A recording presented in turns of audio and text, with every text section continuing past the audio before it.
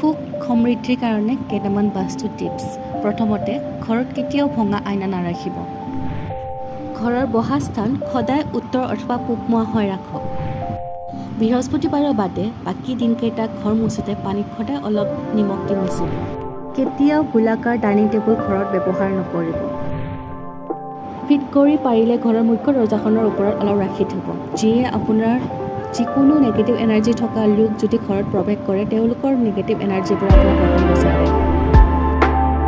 উত্তৰ দিশত হনুমানৰ আশীৰ্বাদ মুদ্ৰাত থকা ফটো এখন পাৰিলে লগাওক, এই নেগেটিভ এনাৰ্জিৰ পৰা বচাই ৰাখে। বিচনাৰ তলিৰ তলত নতুবা গাৰুৰ তলত ভুলতো ধৰ্মীয় পুথি নাৰাখিব।